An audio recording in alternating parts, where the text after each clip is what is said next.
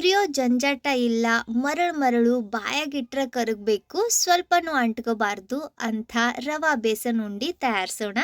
ನಮಸ್ಕಾರ ರೀ, ಶ್ರಾವಣಿ ಅಡುಗೆ ಮನೆಯೊಳಗೆ ಸ್ವಾಗತ. ನಾನು ರಶ್ಮಿ.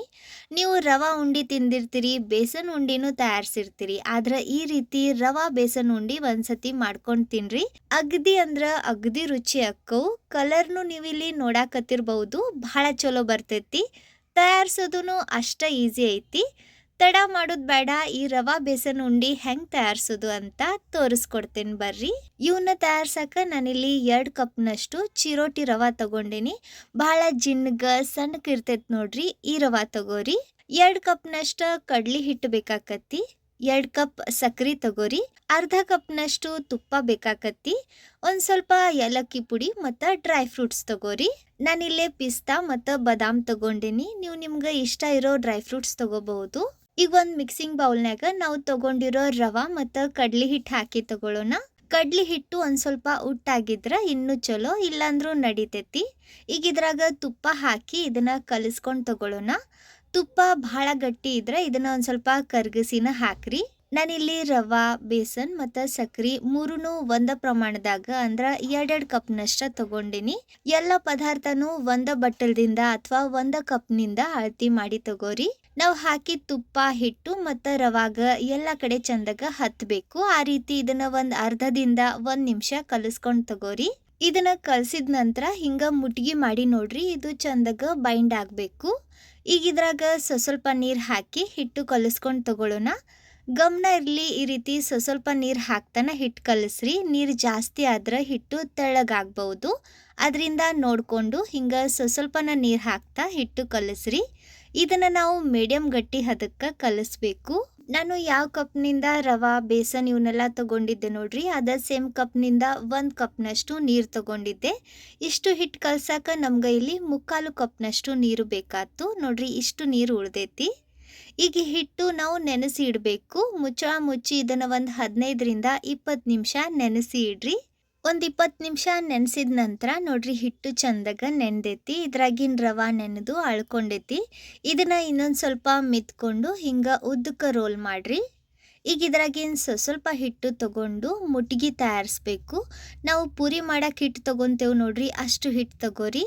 ಇವನ್ನ ತೀರಾ ದಪ್ಪನೂ ತಯಾರಿಸ್ಬೇಡ್ರಿ, ಒಂದು ಸ್ವಲ್ಪ ತೆಳ್ಳಗನ ಇರಲಿ ನೋಡ್ರಿ. ಹಿಂಗೆ ಮುಟ್ಗಿ ತಯಾರಿಸ್ರಿ. ಎಲ್ಲ ಹಿಟ್ಟಿನಿಂದ ಇದೇ ರೀತಿ ಸ್ವಲ್ಪ ಹಿಟ್ಟು ತಗೊಂಡು ಮುಟ್ಗಿ ತಯಾರಿಸಿ ತಗೊಳ್ಳೋಣ. ನೀವು ಬೇಕಂದ್ರೆ ಬಹಳಷ್ಟು ಹಿಟ್ಟು ಅಂದ್ರೆ ನಾವು ಚಪಾತಿ ಮಾಡಕ್ಕೆ ಹಿಟ್ಟು ತಗೊಂತೇವೆ ನೋಡ್ರಿ, ಅದ್ರ 2ರಷ್ಟು ಹಿಟ್ಟು ತಗೊಂಡು ದಪ್ಪ ಲಟ್ಟಿಸಿ ಆಮ್ಯಾಗ ಬಟ್ಟಲ್ದಿಂದ ಇವನ್ನ ಸಣ್ಣ ಸಣ್ಣ ಪೂರಿ ಆಕಾರದಾಗನು ಕಟ್ ಮಾಡ್ಕೊಂಡು ತಗೋಬಹುದು. ಅದಕ್ಕಿಂತ ಈ ಮೆಥಡ್ ನನಗೆ ಈಸಿ ಅನಿಸ್ತೈತಿ ನೋಡ್ರಿ. ಈ ರೀತಿ ನಾನು ಎಲ್ಲ ಹಿಟ್ಟಿನಿಂದ ಮುಟ್ಗಿ ತಯಾರಿಸ್ಕೊಂಡು ತಗೊಂಡಿನಿ. ಈಗ ಇವನ್ನ ಕರಿಬೇಕು. ಪೂರಿ ತಯಾರಿಸಿದ್ರು ಎಲ್ಲ ಪೂರಿ ತಯಾರಿಸಿ ಇಟ್ಟು ನಂತರ ಒಂದೇ ಸತಿ ಕರಿಬಹುದು. ಎಣ್ಣೆ ಮೀಡಿಯಂ ಬಿಸಿ ಮಾಡಿಕೊಂಡು ಬಾಳ್ಗ್ಯಾಗ ಎಷ್ಟು ಆರಾಮಾಗಿ ಸಾಲ್ತವು ಅಷ್ಟು ಮುಟ್ಗಿ ಹಾಕಿ ಇವನ್ನ ಲೋ ಟು ಮೀಡಿಯಂ ಫ್ಲೇಮ್ನಾಗ ಫ್ರೈ ಮಾಡ್ಕೊಂಡು ತಗೊಳ್ಳೋಣ. ಗಮನ ಇರಲಿ, ಇವನ್ನ ಹೈ ಫ್ಲೇಮ್ನಾಗ ಅಥವಾ ಎಣ್ಣೆ ಕಡಕ್ ಬಿಸಿ ಮಾಡಿಕೊಂಡು ಫ್ರೈ ಮಾಡಕ್ಕೆ ಹೋಗ್ಬೇಡ್ರಿ, ಇಲ್ಲಾಂದ್ರೆ ಇವು ಒಳಗೆ ಹಸಿ ಬಿಸಿ ಉಳಿಬಹುದು. ಅದರಿಂದ ಎಣ್ಣೆ ಮೀಡಿಯಂ ಬಿಸಿ ಮಾಡಿಕೊಂಡು ಇವನ್ನ ಲೋ ಟು ಮೀಡಿಯಂ ಫ್ಲೇಮ್ನಾಗ ಇಟ್ಟು ಹಿಂಗೆ ಕೈ ಆಡಿಸ್ತಾನ ಫ್ರೈ ಮಾಡ್ಕೊಂಡು ತಗೋರಿ. ಇವು ಹೊಂಬಣ್ಣಕ್ಕೆ ಬಂದು ಘಮ ಬರ್ತೈತೆ ನೋಡ್ರಿ, ಅಲ್ಲಿವರೆಗೂ ಇವನ್ನ ಕರಿಬೇಕು. ನಾವು ಇದ್ರಾಗ ತುಪ್ಪ ಹಾಕಿರೋದ್ರಿಂದ ಇವನ್ನ ಎಣ್ಣೆ ಕರೆದಾಗ ಇವು ಒಳಗಿಂದ ಚಂದಾಗ ಅಳ್ಕೊಂಡು ಹಗುರ ಪಳ್ಳಕ್ಕವು.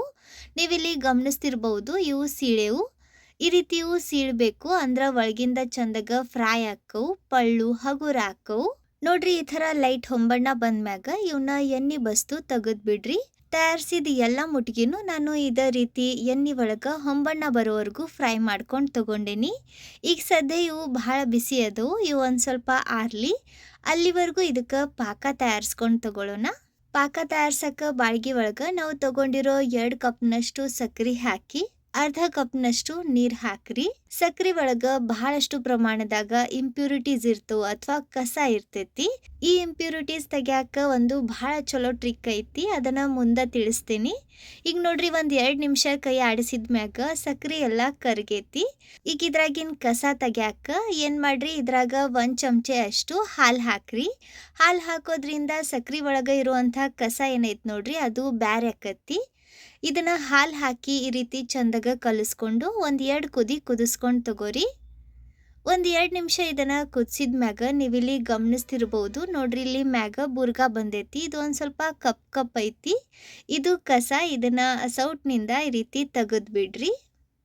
ಸಕ್ರೆ ಕರಗಿ ಒಂದು 5ರಿಂದ 6 ನಿಮಿಷ ಕುದಿಸಿದ ಮ್ಯಾಗ ಈಗ ನೋಡ್ರಿ ಪಾಕ ಒಂದು ಸ್ವಲ್ಪ ಗಟ್ಟಿ ಆಗೈತಿ. ಇದನ್ನ ಸೌಟ್ ಮ್ಯಾಗ ತಗೊಂಡು ಒಂದು ಸ್ವಲ್ಪ ಆರಿಸಿ ನಂತರ 2 ಬೆರಳಿನ ನಡುವೆ ಹಿಂಗೆ ಚೆಕ್ ಮಾಡ್ರಿ. ಇದು ಒಂದು ಎಳೆ ಆಗಿ ಹಿಂಗೆ ಮುರಿಬೇಕು. ಪೂರ್ತಿ ಒಂದು ಎಳೆ ಆಗಬಾರ್ದು. ಅಂದ್ರೆ ಪಾಕ ಒಂದು ಎಳೆಗೆ ಬರೋಕ್ಕಿಂತ ಮುಂಚೆನೇ ಇದನ್ನು ನಾವು ಬಂದ್ ಮಾಡಬೇಕು. ಇನ್ನೂ ಒಂದು ಸ್ವಲ್ಪ ಕುದಿಸಿದ್ರೆ ಇದು ಒಂದು ಎಳೆ ಪಾಕ ಆಕತಿ. ಆದ್ರೆ ನಮ್ಗೆ ಇಲ್ಲಿ ಒಂದು ಎಳೆ ಪಾಕ ಬೇಕಾಗಿಲ್ಲ. ಜೇನುತುಪ್ಪದ ಥರ ಇದು ಗಟ್ಟಿ ಆಗಬೇಕು, ಅಂಟಂಟ್ ಆಗಬೇಕು. ಆ ರೀತಿ ಇದನ್ನ ಕುದಿಸ್ಕೊಂಡು ತಗೊಂಡ್ರೆ ಸಾಕು.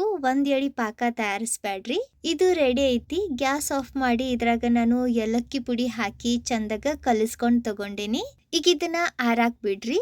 ಅಲ್ಲಿವರೆಗೂ ನಾವೇನು ಮುಟ್ಗಿ ಕರೆದಿಟ್ಟಿದ್ವಿ ನೋಡ್ರಿ, ಅವನ್ನ ಮುರಿದು ತಗೊಳ್ಳೋಣ.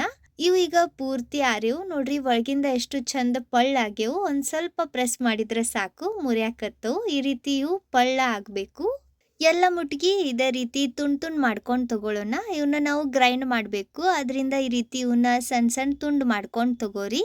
ನಾನಿಲ್ಲಿ ಎಲ್ಲ ಮುಟ್ಗಿ ಮುರಿದು ತಗೊಂಡೇನಿ. ಇವನ್ನ ಮಿಕ್ಸಿ ಜಾರ್ನಾಗ ಹಾಕಿ ಸಣ್ಣಕ್ಕೆ ಪುಡಿ ಮಾಡ್ಕೊಂಡು ತಗೊಳ್ಳೋಣ. ತೀರಾ ಸಣ್ಣಕ್ಕೆ ಫೈನ್ ಪೌಡರ್ ಥರ ಅಲ್ಲ. ಇದು ಒಂದು ಸ್ವಲ್ಪ ತರ್ತರೆ ಆಗಿರಬೇಕು. ಮರಳಾಗಿ ಅಥವಾ ರವಾ ಇರ್ತೈತೆ ನೋಡ್ರಿ, ಆ ರೀತಿ ಟೆಕ್ಸ್ಚರ್ ಇರಲಿ. ನೀವಿಲ್ಲಿ ನೋಡಾಕತ್ತಿರ್ಬೋದು ನೋಡ್ರಿ, ಹಿಂಗಿದು ಉದುರಾಗಿ ಮರಳಾಗಿರ್ಬೇಕು.